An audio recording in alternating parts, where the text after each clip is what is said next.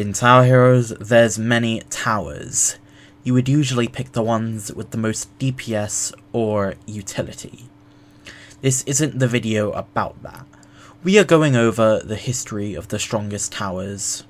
Anyways, let's begin. We're going to ignore day 1 towers for now.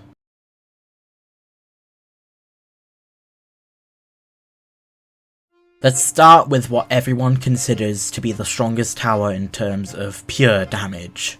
Chef, not the best cook, but he does 153 DPS, and you can place up to 12, and pairs well with stuns for obvious reasons. Everyone knows him, and he's used to beat some of the hardest maps in the game. Some of you may also know about Old Chef with the knife, which did around 177 DPS. But what not a lot of people know is that Chef on release did around 129 DPS, but without any limit to how many you could place. So with a Max Spectre and a Bite, you could place 24 Chefs, which would deal around 3,105 DPS. Compared to Old Chef doing 2,124 DPS and current Chef doing 1,840 DPS. Let's not forget, Spectre also boosted cooldown, but I didn't take it into account. Pretty much the only drawback is that level 1 through 4 were terrible, and you got diminishing returns on DPS when multiple people brought Chef. This didn't really matter because it was still the strongest tower, but the newer versions of Chef have an edge because of that.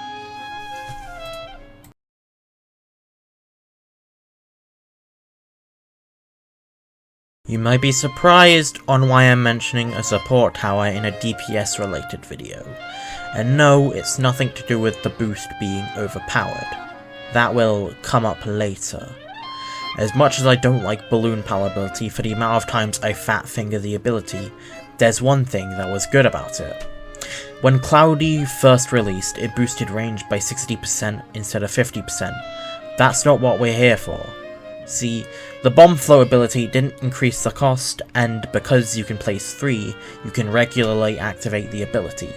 Additionally, this was before they reworked mana, so you don't have to worry about running out of mana. Also, bomb floats might have been affected by HP scaling, although I can't verify this, but regardless, it's still busted. With a cooldown of 50 seconds, a single balloon pal could do around 150 DPS, with technically infinite range, and mana not really being an issue. Maybe the nerfs were deserved, but I feel like it should have been handled differently.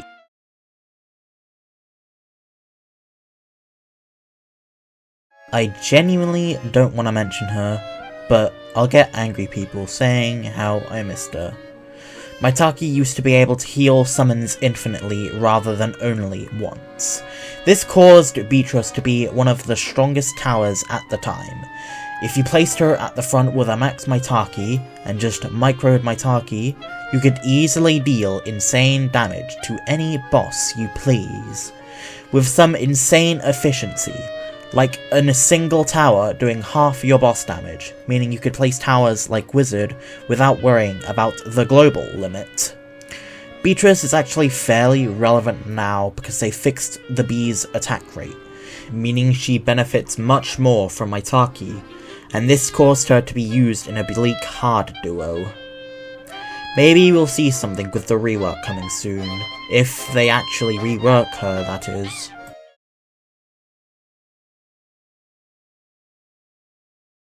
Let's do a tower that's arguably as infamous as Old Chef. Oddport Vault was pretty much the best tower in the entire game, including Chef by the way. Old Vault had 8 range and a flat 100 DPS, compared to Chef, which did 177 with half the range. Did I also mention that Vault does splash along with that insane DPS, with minimal falloff? It could handle early game, mid game, and even deal decent boss DPS. Maybe beating Blastek on hard was worth it after all. I always saw Vault as a decent tower even before his super buff in Oddport. I'd also say post-nerf Volt was underrated. His role being to weaken enemies when another tower just outright kills them and a main DPS having crowd control is stupid and the entire reason why people thought Volt sucked back then, and still kinda do sometimes.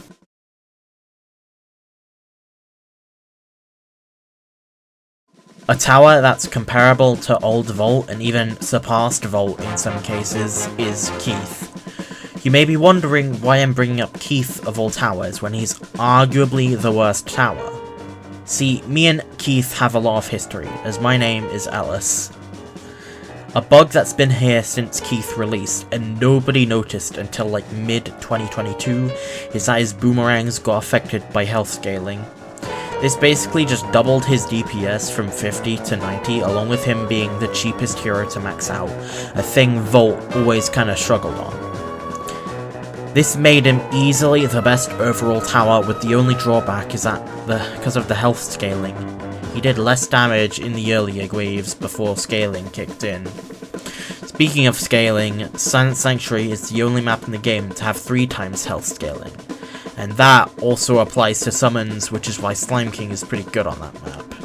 So if you have 6 people in Silent, Keith would deal around 230 DPS. That's more than what Chef does, and it's a ranged tower, meaning you could actually use the DPS without relying on bite.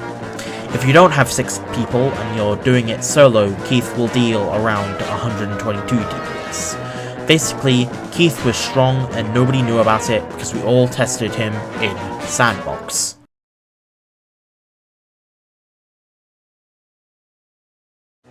In the Christmas 2023 update, Volt received a random fix to Volt points, which were known to be pretty jank. This fixed multiple things, like Spectre not boosting chain damage from Volt points, and sometimes just taking mana without placing a Volt point, along with a lot of other bugs which will take too long to talk about.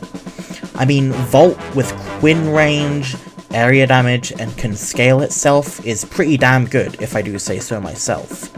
But what it also could do was give lots and lots of mana.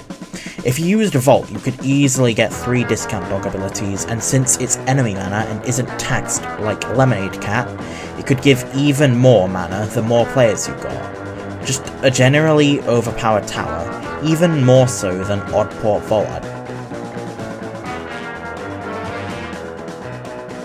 There goes pretty much every overpowered tower in the history of tower heroes.